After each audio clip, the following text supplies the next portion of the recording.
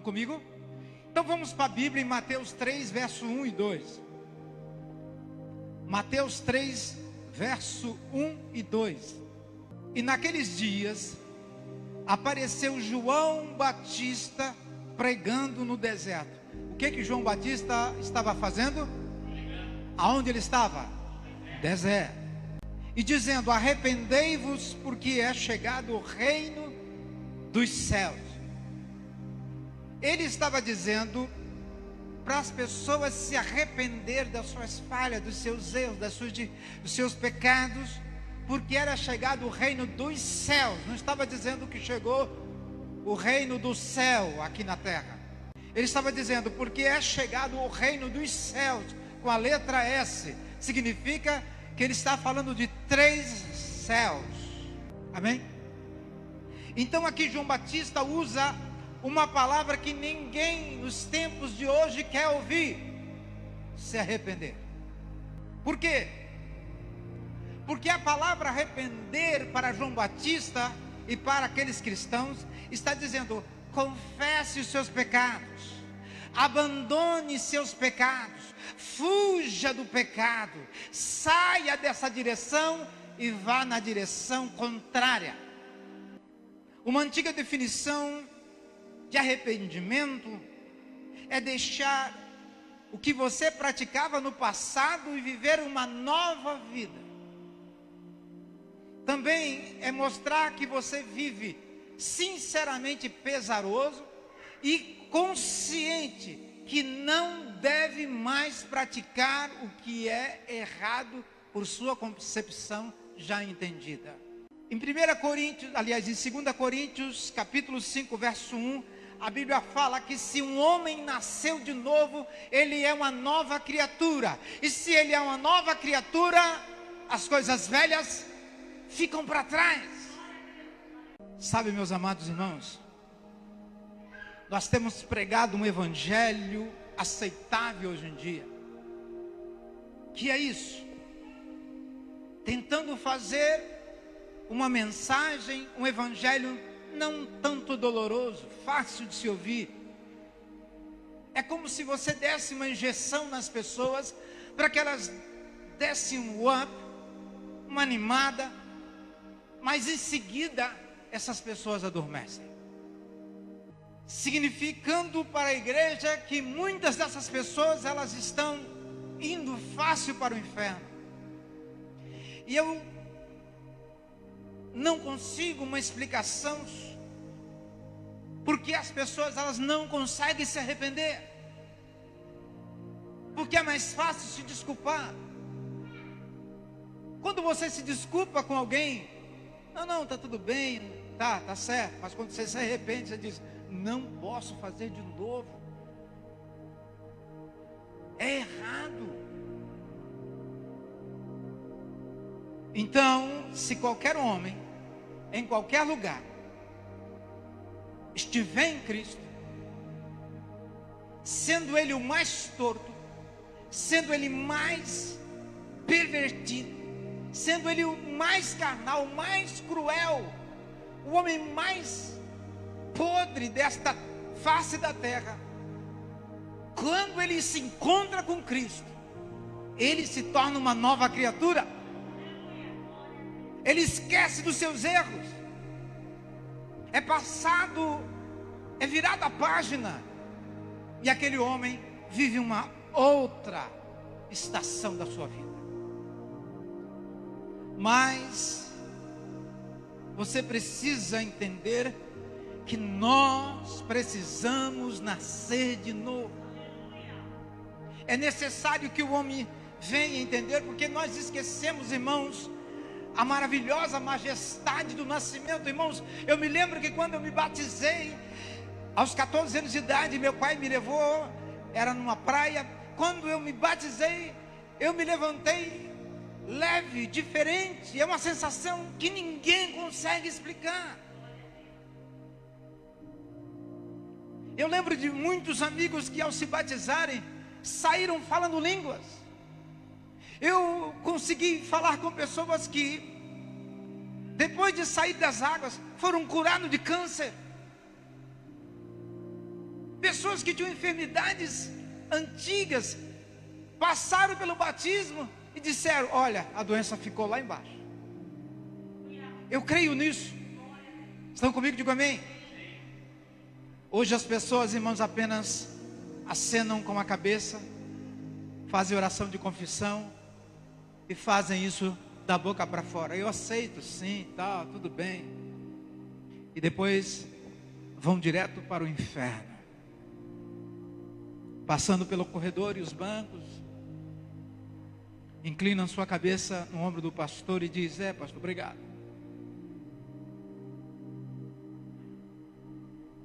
Eu fico impressionado com aquelas pessoas que vão lá no leito do hospital e vão nas pessoas e dizem: olha, eu vim aqui trazer para você Jesus e tal, e a pessoa está em estado terminal, e ele diz: olha, se você confessar Jesus aqui, você daqui já vai para o céu, é só aceitar. Irmãos, analisem, uma pessoa que teve uma vida praticamente torta a vida inteira, não porque quis, porque foi ensinado, é a sua crença. Aí você chega lá com o evangelho rápido, rasteiro, ligeiro, à base de micro-ondas, e diz: é só você falar essa frasezinha aqui que você está no céu. Temos que pensar. Quer ver uma coisa? Lucas capítulo 13, versículo 22 e 25. Do 22 ao 25. Lucas capítulo 13, 22 ao 25. Depois Jesus foi pelas cidades e povoados e ensinava, prosseguindo em direção a Jerusalém. Alguém lhe perguntou: Senhor, serão poucos os salvos? E ele disse: esforce-se para entrar pela porta estreita, porque eu lhes digo que muitos tentarão entrar e não conseguirão. Quando o dono da casa se levantar e fechar a porta, vocês ficarão do lado de fora, batendo e pedindo: Senhor, abre-nos a porta. E ele, porém, responderá: não os conheço e nem sei de onde vocês são ou onde são vocês. Falem comigo. Perguntaram para Jesus quantas pessoas seriam salvas. Você leu? Quanto eles disse? Muitos? Poucos. Por que muito pouco? Você sabe que fazem uma estatística de quantas pessoas evangélicas tem num país, num estado, num município? Vocês sabem disso. Eu duvido, irmãos, que 5% dos cristãos professos no Brasil nasceram de novo, assim como nos Estados Unidos e como em outros países. Duvido. Porque se nós fôssemos, como aqui é a estatística, 22,2% de milhões de cristãos. Irmãos, 22 milhões de pessoas orando e gritando pelo mesmo Deus. Deus já estava na terra. A adoração traz Deus à terra.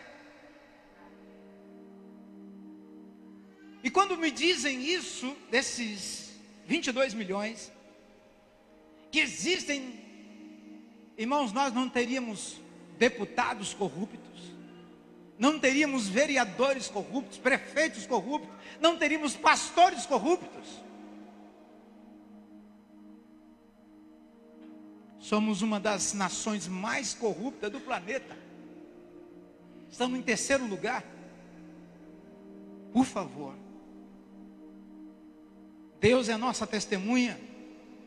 E eu acredito que milhares de pessoas vão tomar a ceia nesse mês, mas ao final da ceia não vão dar valor nenhum ao que fez.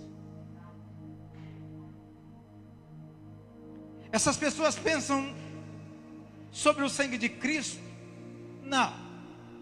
Essas pessoas não pensam sobre Jesus ter afastado a ira de Deus de nós.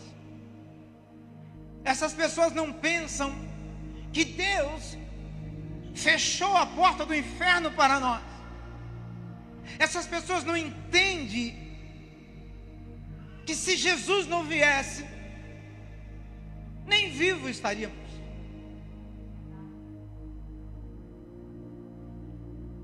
Mas eu não sei o que aconteceria com essas pessoas se elas entendessem, se elas iam chorar de alegria, ou iam chorar de tristeza, sei lá, ou não fazerem nada. Vocês lembram de Mateus capítulo 23, versículo 37, que diz: Jerusalém, Jerusalém, que mata o quê? Os profetas. Se nós trocássemos esta frase: Brasil, Brasil, porque vocês matam os profetas.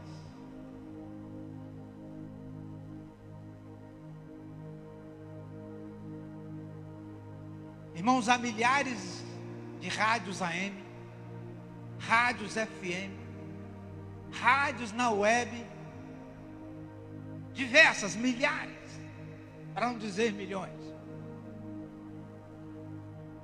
Pessoas transmitindo o Evangelho, falando de Cristo de uma maneira ou de outra, mas estão falando. Mas se formos analisar a história, a Inglaterra nos deu a Bíblia. E eu estava notando que o metodismo veio ao mundo através desse sistema, que deu ao mundo o exército da salvação. Aí, com consequência, houve 2 maiores avivamentos na Inglaterra, que é uma coisa inesquecível, que está na história. Mas hoje em dia, a Inglaterra, ela é tão morta quanto uma ave que eles conhecem muito, chamado cuculatus, uma ave não voadora, que ela está extinta. A Inglaterra nos trouxe a Bíblia. A Inglaterra nos trouxe 2 avivamentos que foi para abalar a terra. E hoje a Inglaterra é morta.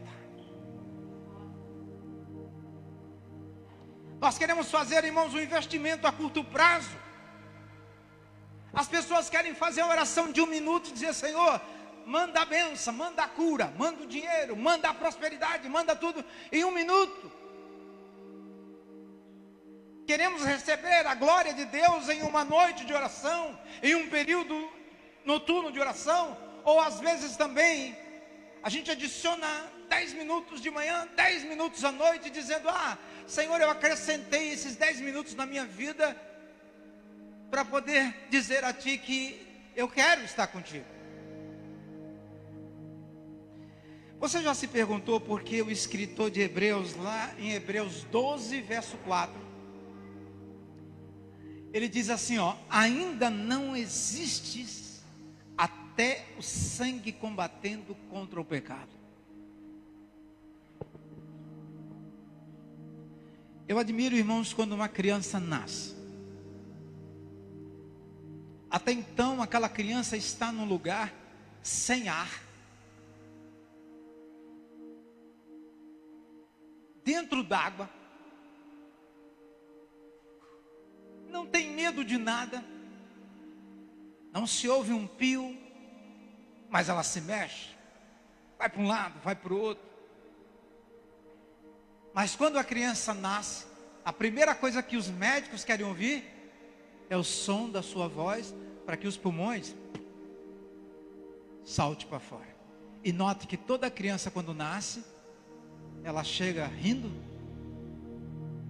ela chega chorando, porque tiraram ela de um lugar cômodo, maravilhoso, mas era o tempo dela sair. Então, quando nós entendemos que ainda não existe até o sangue combatendo contra o pecado,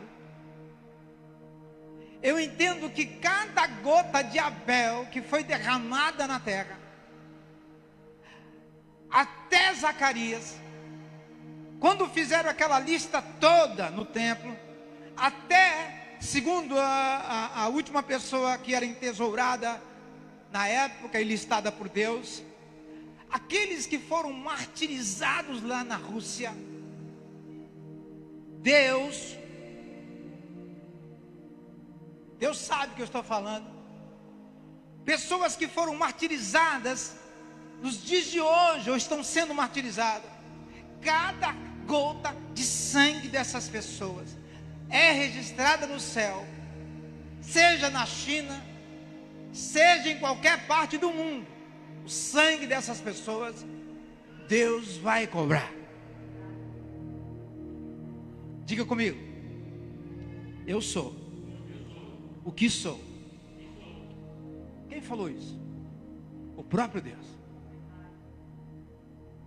Eu vou falar de nossa própria história agora.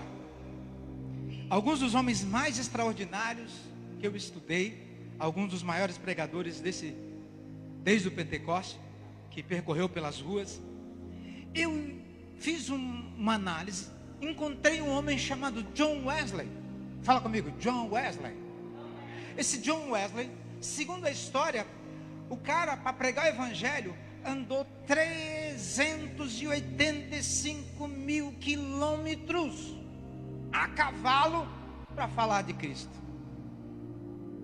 Talvez você diga: meu Deus, fosse agora, era só sentar numa motozinha, sentar num carrinho e vai-se embora. Eles tiveram que sentar a cavalo. Aí eu estudei um pouquinho mais, um reverendo chamado Francis Arbery. Ele percorreu 3 milhões de quilômetros pregando o evangelho. 3 milhões. Irmão, se Deus mandar você hoje pregar o evangelho no lado da sua casa, você vai pensar muito se você tem teologia, se você tem um curso preparatório, se você tem oratória, se você tem curso de português, sabe falar direitinho. Nunca vai pensar se tem a principal coisa, que é a presença do Espírito Santo em você. Porque se você tem, você não precisa nada disso, Ele fala por você. Nós tivemos um exército, irmãos, de grandes homens. E quanto a um homem chamado Jonathan Edwards, homem que disse assim, ó: grave a eternidade em meus olhos, não há prosperidade. Bateu nessa tecla. Que Deus nos ajude, irmãos. Eu tenho pena, aqui pertinho de nós, no Rio de Janeiro, pena de alguns homens e mulheres que descem num porto chamado Porto Maravilha, no Rio de Janeiro, atrás de fazer dinheiro. No dia do julgamento, vão pagar. Estão enganando as pessoas, levando a buscar bem-estar e riqueza. Quantas igrejas, quantos pastores que ensinam as pessoas de uma forma incorreta para poder chegar à prosperidade.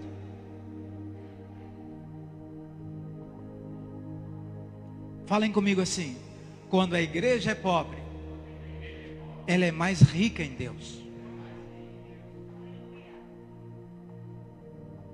Há muitos anos atrás, aqui em São João Batista, vou fazer uma propaganda aleatória. Tinha uma casa dançante aqui em Canelinha.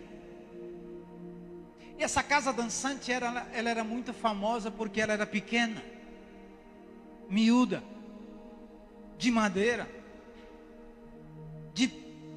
não era nem piso. E ela era famosa porque todo final de semana ela estava bombando, como eles dizem aí. Bombava.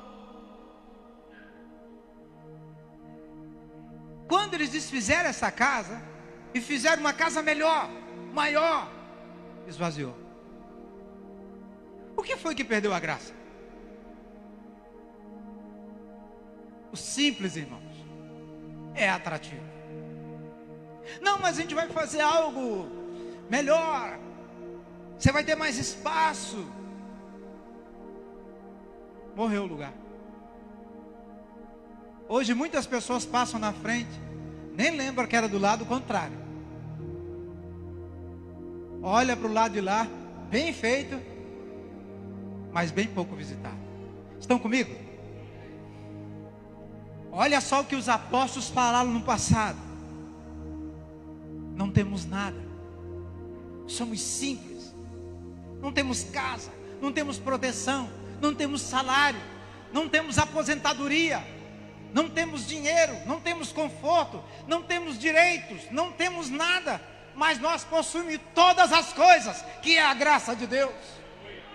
Aonde eles iam, eles chegavam para as pessoas e diziam: eu não tenho nada, mas posso te dar tudo que eu tenho. O que você tem? Eu tenho Jesus para te dar. Irmãos, eles não falavam isso porque era uma retórica ou porque falavam docemente. Você pode estudar a história de Paulo, que ele demonstrou que possuía todas as coisas. Irmãos, Paulo teve poder sobre os demônios. A Bíblia fala que ele teve poder sobre os mortos. Pessoas em que ele tocou, ressuscitaram. Pessoas que a roupa dele chegou, foram curadas. Paulo teve poder sobre a adversidade. O que é isso? Paulo, ele podia pregar em duas questões de naturalidade, romano e judeu. E uma coisa que ele fez, que ele podia se regozijar na prosperidade. Irmãos, Paulo disse: eu sei ter pouco, eu sei ter muito, mas o que me basta é ter a Cristo.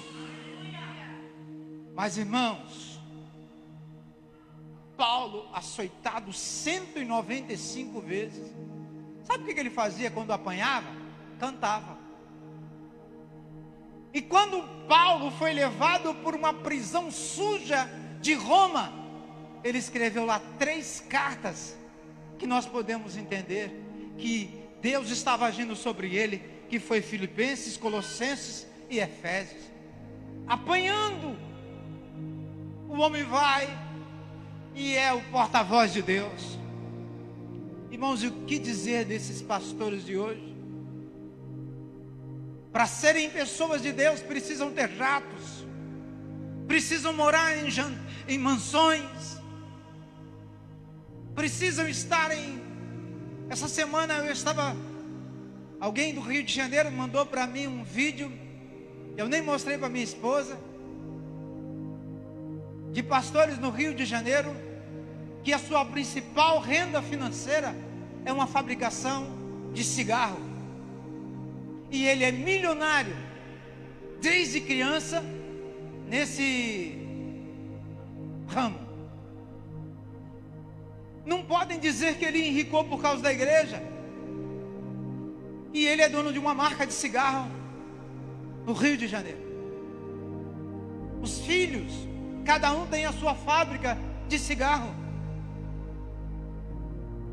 Quando receberam em torno de 12 para 13 anos, cada um, eles ganhavam a faixa de 300 mil reais por mês. Gastavam no shopping 80, 100 mil brincando numa noite. Posso te perguntar? Às vezes julgam a nós, porque chegamos na igreja e falamos: irmãos, chegou o momento de você ofertar. YouTubers hoje apresentam as suas Lamborghini. Hoje eu vi um cara mostrando uma McLaren no Brasil. É difícil ter uma McLaren. Sabe quanto é uma McLaren? Quase 4 milhões. E o cara disse: ganhei aqui no YouTube, eu tenho tantos milhões. E sabe o que ele faz? Ele diz assim: pessoal, eu estou indo fazer uma viagem em tal lugar e eu preciso de dinheiro para poder ir para lá. Irmãos, as pessoas enviam dinheiro assim, euro, dólar, reais, e vão dando. E sabe o que o cara faz? Viaja num carrão, fica no hotel, num hotelzão, come comidão, come do bom e do melhorzão, e os caras se divertem, filma aquilo, mostra para o pessoal, e o povo pede: faz mais uma, que nós mandamos dinheiro de novo. Qual é o propósito disso? Sabe, cada vez que eu via na TV, nos Estados Unidos antigamente, Tem gente que não vai entender isso aqui. Uma mulher mau caráter, uma mulher que enganava o povo nos Estados Unidos. Ela tinha 4 palavras que ela dizia que ficou milionária com isso. Aonde está o meu bife? Fala isso. Quem sabe você fica milionário hoje. Fala, aonde está meu bife? Isso era o que ela falava. E a mulher ficou tão famosa que ela hoje tem uma rede de franquia chamada Wendy's Hambúrgueres. No Brasil, se você quiser fazer um lugarzinho miúdo, começa com 300 a 1 milhão. E uma mulher que nos Estados Unidos ela é conhecida por mau caráter, mas ficou milionária porque ela falava 4 palavras. Qual? Aonde está o meu hambúrguer? Se essa igreja, tivéssemos um lugar próprio, aqui atrás eu ia botar escrito uma coisa muito bem escrita. 4 palavras também. Que dê angústia, que dê o temor, que dê o amor, sumiu. Ninguém ama mais, ninguém respeita mais. Queria botar com letra dourada. Que dê angústia. As pessoas não choram mais, irmão. Choram de raiva. Me enganaram. Passaram a perna em mim. Não choram mais por amor. Não choram mais por necessidade. As pessoas estão indo para o inferno, irmãos. E para que eu vou me preocupar? Para que você vai se preocupar? Nós estamos tendo domingos maravilhosos. Temos a comida que queremos, vamos aonde quisermos. Nós temos tudo planejado. Cantamos os louvores de cor. Sabemos a hora que vai começar a mensagem, quando vai terminar.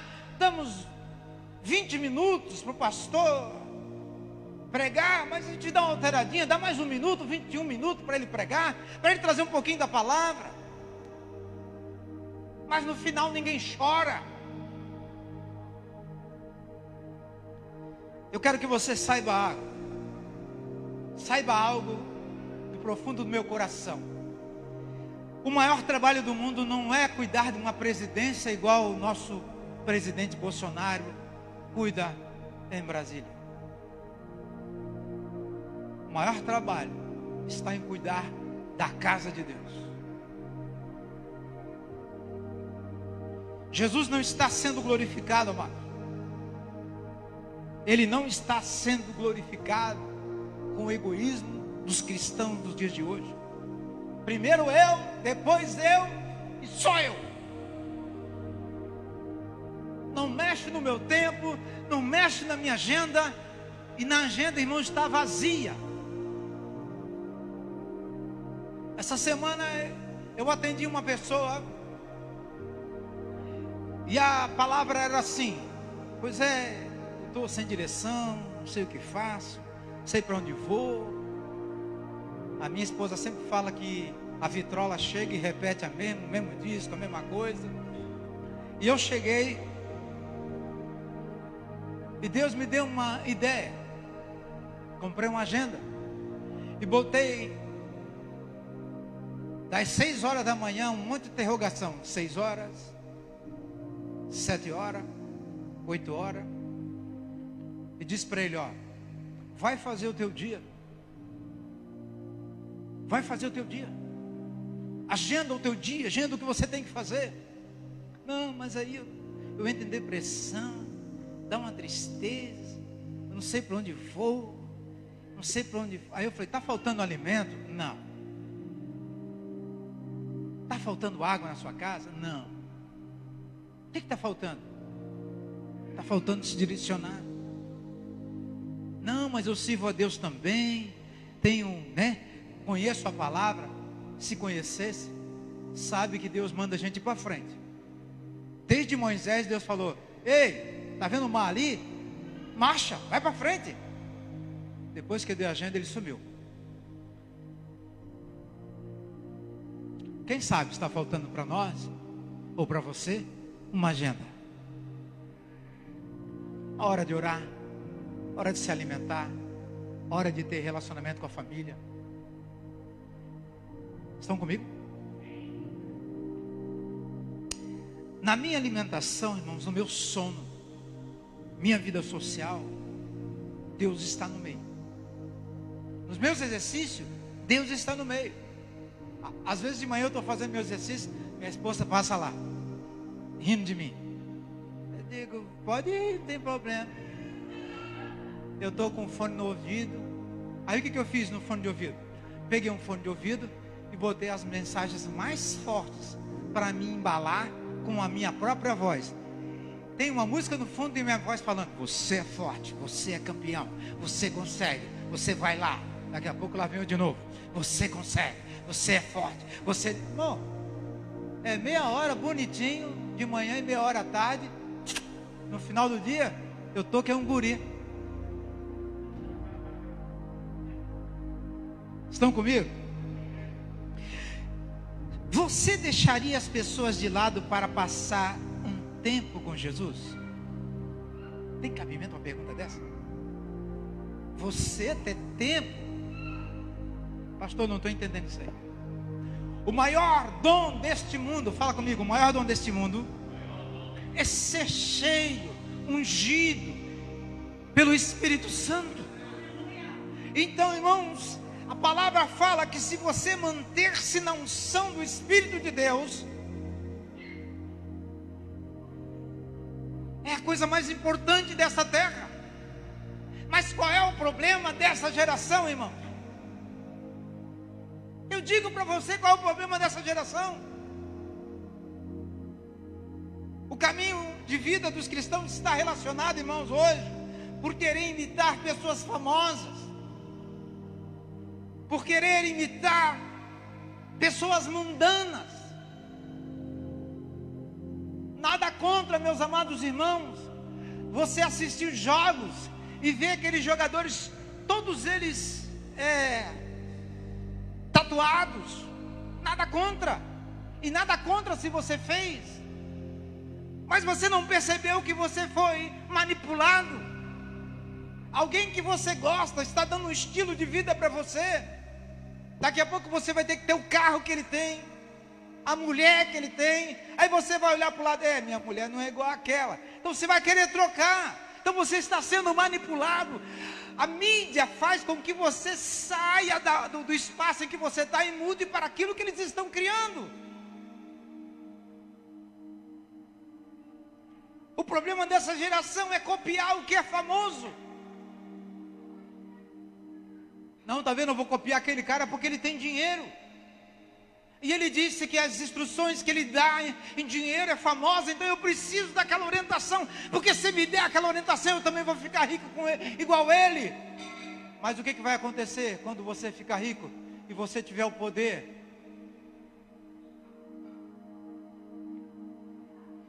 Eu me lembro, irmãos, quando eu fui a convite a Florianópolis,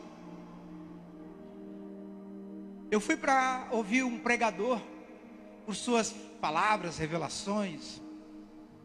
Irmãos, ele estava nas plataformas das melhores igrejas em Florianópolis, pregando palavras para empresários. Irmãos, os empresários andavam atrás dele que nem cachorrinho.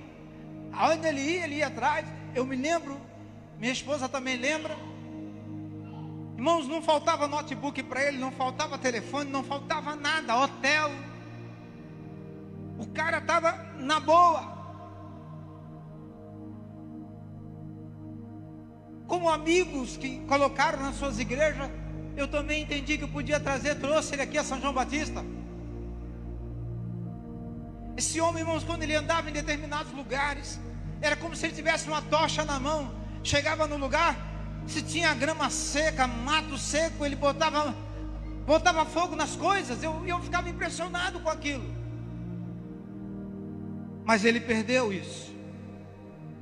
E quando eu entendi que ele se envolveu com dinheiro e outras coisas mais, e o dinheiro, irmãos, atrai poder, e o poder atrai a ganância, e a ganância atrai mamon.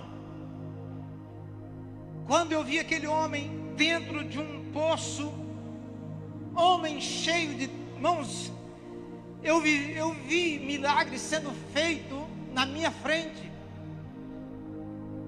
Eu vi pessoas, irmãos, sendo revelada por causa de um câncer, e o cara foi fazer o exame depois, não tinha mais nada. Talvez você possa dizer: pois é, que carisma é esse? Você ama e depois desama? Você pode pensar o que você quiser, mas é maior do que isso. O milagre que Deus pode fazer, irmãos, é o milagre aquele que Ele pega uma pessoa não santa, num mundo não santo, e fazer com que essa pessoa não santa se torne santa, e devolva ela para um mundo corrupto, um mundo ruim, um mundo bandido, de uma geração perdida e maldosa, e essa pessoa se manter santa. Eu passei um pouco de tempo ouvindo alguns pregadores e cheguei à seguinte conclusão: daqui alguns anos, não digo 5 nem 6, crentes não vão ter televisão na sua casa, não vão querer. Antigamente, irmãos, as televisões eram chamadas a caixa do capeta. A caixa do capeta vai entrar na tua casa e ela vai mudar a cabeça dos seus filhos, ela vai mudar a tua cabeça, e assim isso foi levado. Irmãos, hoje existe uma coisa que nós pagamos por mês em torno de R$100, que está fazendo com que a televisão se torne obsoleta. E o que vai acontecer? Abriu-se uma janela em que você tem todo tipo de informação, todo tipo de porcaria, oportunidades, e essa janela chama-se internet. Não vai precisar mais ver televisão.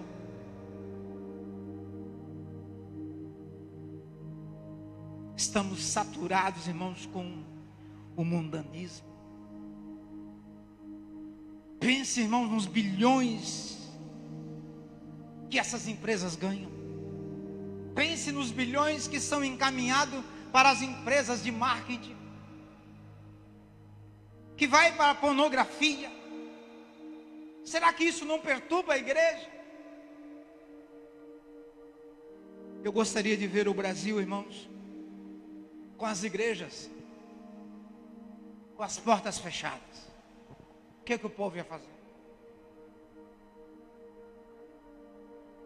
Por que eu deveria pregar para vocês? Deus sabe que eu estou aqui, irmãos, acrescentando condenação para vocês essa noite. Eu estou espetando. Alguns até podem não entender a gravidade do que nós estamos vivendo, porque não sabe lidar com o que já sabe. Aprenderam algumas coisas, mas não tem valor. Então por que eu deveria trazer a esta igreja mais verdade? Bom, outra pergunta eu faço: por que eu tenho que desafiar você a orar mais? Por que eu tenho que desafiar você a jejuar mais? Por que eu tenho que desafiar você a obedecer teu pai e tua mãe? Por que eu tenho que desafiar você a amar sua família? Por que eu tenho que desafiar você a desligar o celular? Por que eu tenho que desafiar você a fazer as coisas certas? Por que eu tenho que fazer isso?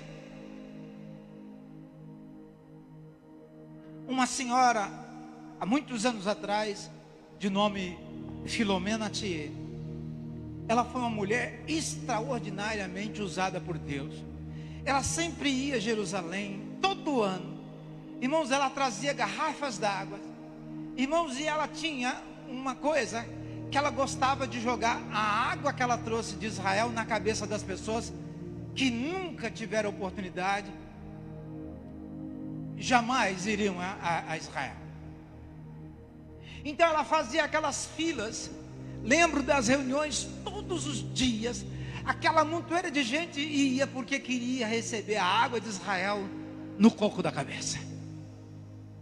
Irmãos, eu vi gente, quando a água caía, vomitar o problema. Eu vi gente, irmãos, que quando ela jogava água na pessoa, levantava da cadeira de roda.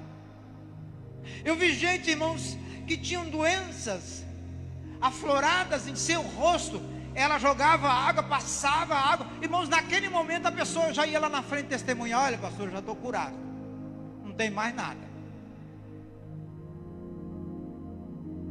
E essa mulher foi a porta para que meu pai se transformasse também em missionários, meu pai e minha mãe. Agora, em nossa cidade, São João Batista, essa semana nós fomos marcados por suicídios.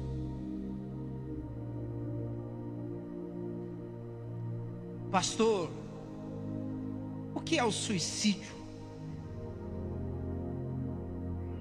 Eu quero que você entenda mais do que isso. Pessoas indo para o inferno na nossa cara, e nós só falando: foi de corda? Foi pendurado no jatobá? Foi pendurado na porta de casa? Nós queremos saber a razão, queremos saber o porquê, mas não fizemos nada para impedir. Irmãos, pessoas indo na nossa cara para o inferno. É a Bíblia que diz: suicídio significa que você está tirando a sua vida. E quem tem o direito de tirar a vida aqui? Ninguém, só Deus. Fala comigo. Todo suicídio é uma tragédia. E a causa sempre vai ser um mistério. As pessoas não sabem. Suicídio, irmãos, é resultado de um profundo sentimento de desesperança. A pessoa perdeu a esperança. Ela não quer esperar mais. Alguma coisa afligiu a sua mente e apertou ela num canto e não tem para onde mais correr. E segundo os psicólogos e as pessoas que entendem desta área, a melhor forma para essas pessoas saírem desse estado é tirando a sua vida. Para eles é a solução. Talvez você diga assim: pastor, isso não é possível. Sim. Você quer ver alguém na Bíblia que fez isso? Abra lá em Números capítulo 11, verso 14 e 15. Vamos lá comigo. Números capítulo 11, verso 14 e 15. Vamos falar de um homem chamado Moisés. Olha só, o que Moisés diz: não posso levar todo esse povo sozinho. Ponto. Essa responsabilidade é grande demais para mim. Pronto. O cara estava, por aqui. Se é assim que vais me tratar, vírgula, mata-me agora mesmo. Ele não era bobo, pediu para Deus matar ele. Por que ele não se matou? Fala comigo. Crente não se suicida porque sabe que não tem poder sobre a vida. Moisés, ciente da carga que estava levando, pede a Deus morte. Ele pediu para quem? Ele não pegou a mãozinha dele, armou uma cordinha, um facãozinho. Não, ele disse: Deus, dá um jeito aí. O senhor que é o dono da vida e da morte, acaba comigo. Porque aí a culpa ficava para quem? Olha o que o ser humano faz. Olha a mente do ser humano. Vou jogar a responsabilidade para o outro, ele vai ficar culpado e eu ainda vou ficar pro bonzinho. Mas no suicídio não, irmãos. É uma tragédia. Ninguém sabe. É um mistério. Por que aquela pessoa botou? Sabe o que vem depois? É os parentes dizendo: ele estava dizendo aqui, estava meio assim e tal. Aí outro mais perto diz: as finanças dele não estavam indo bem, ele estava devendo aqui, tinha agiota atrás dele e tal. Irmãos, aí o acrescentar de problemas recheia uma saída, nada mais nada menos de que tirando a responsabilidade de quem? De quem se foi. É fácil, irmão, hoje. Irmãos, é notório. Você está lá na empresa trabalhando, aí você chega assim, você está doido para ir embora. Aí você começa, meu Deus, essa empresa aqui é ruim. O horário de começar, ruim. O horário de sair, ruim. Ó, não dão cafezinho, não dão bolo para nós. Essa semana eu vou levar um bolinho lá. Aí, aí não rola nada. Então eu tenho que sair. Aí a gente discute com o gerente, manda o gerente ir lá para Cachimbó, né? E aí o que você faz? Você tenta transferir a responsabilidade que é sua para outra pessoa. Qual é o resultado desse processo? Alguém chamando você e diz, tchau, vai embora. Aí tu fala, graças a Deus. Mas você vai com uma carga negativa de que alguém vai dizer, tá vendo? Não dá para confiar numa pessoa como essa. Crente, assuma a sua responsabilidade. Arrepender significa que você vai dizer assim, ó, errei, mas não vou repetir de novo. Isso é arrependimento. Estão comigo? Então Moisés vê aqui um cargo pesado, uma responsabilidade pesada e perde a morte. Então, irmãos, há duas convicções entrelaçadas que caracterizam a vida de um profeta, de uma pessoa que serve a Deus. A primeira é que Deus é um ser pessoal e vivo, num ponto. A segunda é que está acontecendo algo nesse mundo, e o que está acontecendo no mundo agora é decisivo. Não tem volta. O relógio não volta atrás. E um profeta, aquele que segue a Deus, ele é obcecado pelas coisas de Deus. Ele é obcecado pelo certo. Ele é obcecado pelas coisas que é de Deus. Ele é obcecado em fazer o que é reino. E segundo as Escrituras, essa pessoa, esse profeta, ele fica impactado com o agora, não com ontem e não com o que vai vir, é agora. O profeta, irmãos, ele quer resolver o problema agora. Tanto que a Bíblia fala que se você vê o ministério apostólico, o ministério profético, é o dedo que aponta. Ministério apostólico, ministério profético, ministério evangelista, ministério pastoral e ministério de mestre. Mas o ministério profético é aquele que aponta. Só que tem uma coisa. A Bíblia fala que quando Davi recebeu a presença de Natã, ele chegou com o dedão e disse, foi tu matou Urias, porque tu queria a mulher do cara, mas só que também depois o profeta trouxe o consolo. O Deus fez isso porque te ama, e só porque ele te ama, o filho que virá dela não vingará. Davi chorava, com a cara no chão, arrependido, remorso, porque fez o que fez. E note, irmãos, quando você recebe uma profecia, vê se o dedo está te apontando alguma coisa. Tem que apontar o teu erro. E se doer, tu diz, epa, é Deus. Porque só Deus sabe essas coisas. Estão comigo? Então a obra do profeta é convocar as pessoas para viverem bem. O crente tem que levar as pessoas a viverem bem, a viver de maneira justa, a ser, em palavra, humano. O cristão foi chamado nessa terra para ser luz, não para ser treva.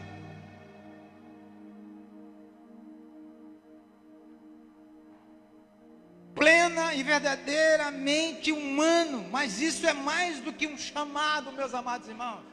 Significa ser chamado para ser humano. Eu fico apaixonado quando eu chego em alguns lugares e eu vejo aquelas mulheres com aqueles cachorrinhos pequititinho, caríssimo, no colo, e diz, Ô meu filho, neném ainda dá para falar, tá? Neném dá para sair. Ô neném. Mas, ô meu filho, dão carteira de identidade, festinha de aniversário e tudo, e diz, meu filho, irmão, eu nunca vi um ser humano ter um raciocínio que tem, dizer que ela mesma, no consciente, está chamando ela de cadela, cachorra.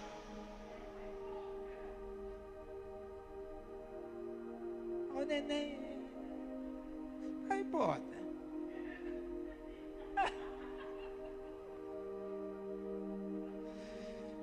Ai, Senhor. Esse dia eu fui numa casa, tinha 15 cachorros. Fora os gatos. Deixa eu perguntar para vocês. Tudo filho. Tinha nome, tudo certinho, bonitinho. Ah, só não doa, não? Não, dou não. Irmão, tinha cachorro de 15 mil reais. Um peludinho assim, cabeçudinho. Neném. Sabe o que o Moisés, no versículo 29 desse capítulo, que nós lemos agora há pouco, disse para o povo? Eu queria que todo o povo de Deus fosse profeta. Sabe por quê? Porque vocês iam ver o que é ter a responsabilidade de falar para pessoas que são bebês. Você vai falar para que está errado, sabe o que ela vai dizer? Não, mãe, você que é careta. Não, pai, você que é quadrado demais. Espera aí, quantas pessoas que nem sabem, pode ser até você, que deve ter visto e lido esse versículo que eu vou falar agora, e viu o poder da responsabilidade, o peso, igual Moisés falou, e pediu para morrer. Vamos lá, 1 Pedro 2, verso 9. Quantas pessoas na igreja dizem, eu sou a geração eleita, e o pastor dizia, irmão, o que você é? Geração eleita, sacerdócio real, príncipes e princesas. Então todo mundo se achou sentado numa cadeira de rei. Manda vir, é só servir, venha nós. Olha o que está escrito ali. Vocês, porém, são geração eleita, sacerdócio real, nação santa, povo exclusivo de Deus, para anunciar as grandezas daquele que os chamou das trevas para a sua maravilhosa luz. Então muitas pessoas, o que elas fizeram? Elas se autodenominaram profetas. Elas viram o glamour do momento, e quando viram o peso da responsabilidade, e para quem estavam falando, e que as pessoas não estavam entendendo nada, diz, não quero ser profeta mais.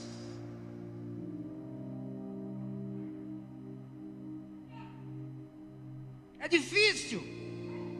Irmãos, a igreja antiga, tradicional, ela tinha o costume de derrubar uma gotinha de leite na criança, dizendo que ela estava sendo o quê? Estava recebendo leitinho. Não era nem o papai, era o leitinho. Significando o quê? A bondade de Deus. E Deus compartilhando o quê? A nossa vida com Ele.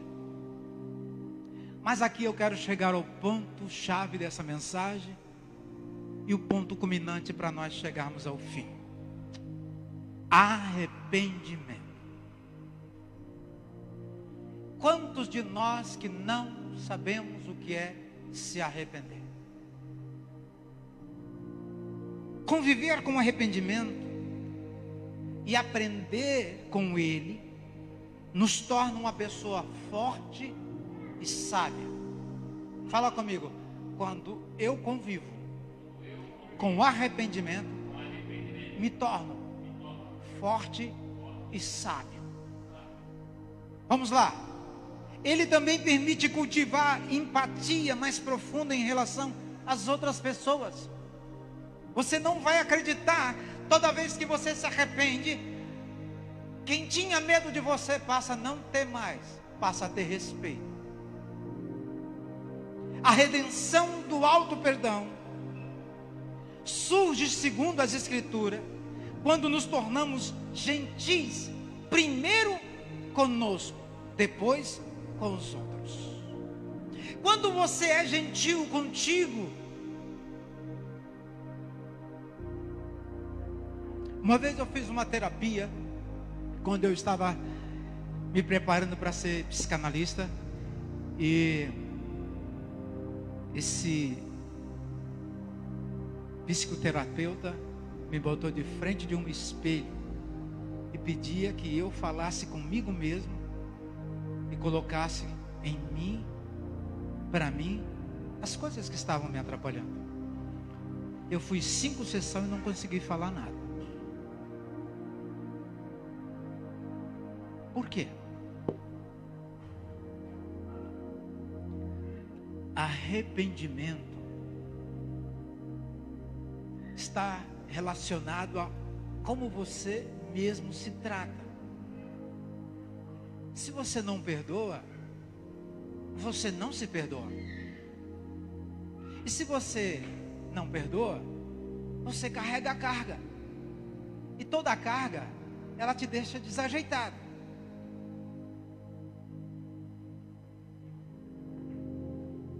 E com a nossa tristeza e os nossos sentimentos,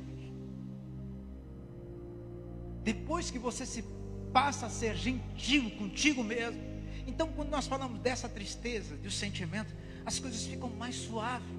Então é um passo importante para que possamos viver com maior integridade, honestidade e atenção plena. Segundo o que nós lemos, você vai só ganhar tendo conhecimento. Segundo o que eu aprendi, através das suas tentativas e erros. Não pense que a vida é só acertar. Precisamos errar também. E por isso que é muito importante aprender a conviver com o arrependimento do que negá-lo. Arrepender-se do que se faz errado e também daquilo que não se fez. Então expresse as palavras de arrependimento. Diga o nome do pecado. Diga por que fez.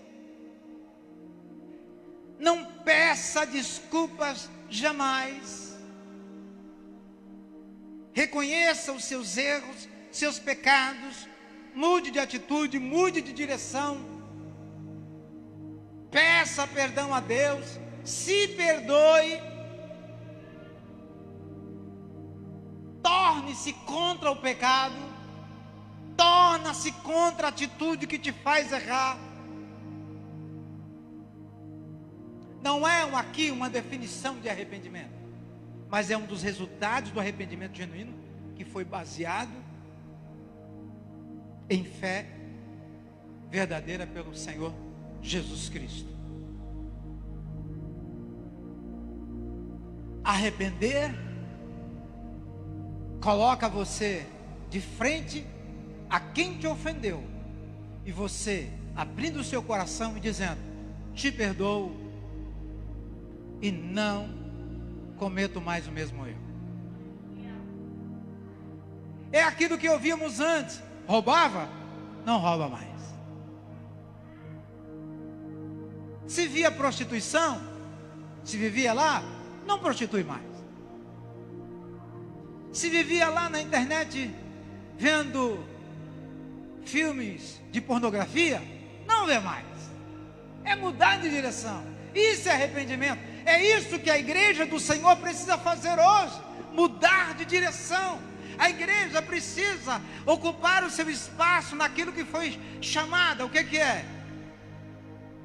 Não é trazer o pecador para a igreja. É mostrar às pessoas que o pecado que elas estão precisa ser perdoado. Por quem? Por Deus. Mas elas precisam reconhecer isso. Louvado seja Deus.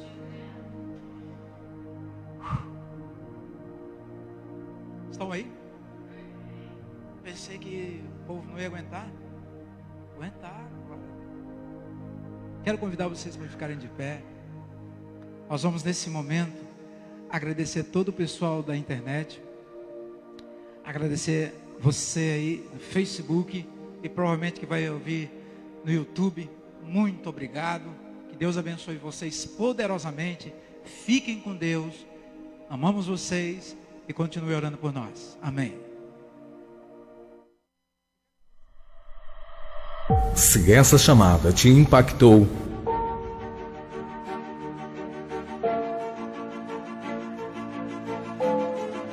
ajude-nos a abençoar e levar ela a mais pessoas.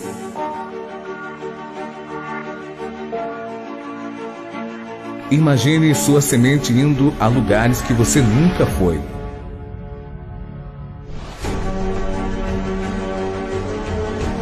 Você pode ajudar essa obra.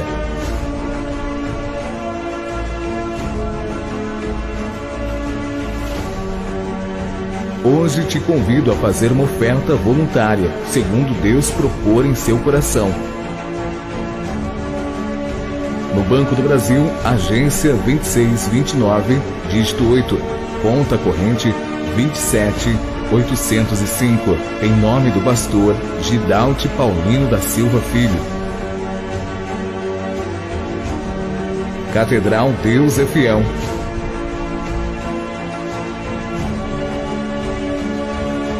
Preparando o caminho do Senhor até que Ele venha.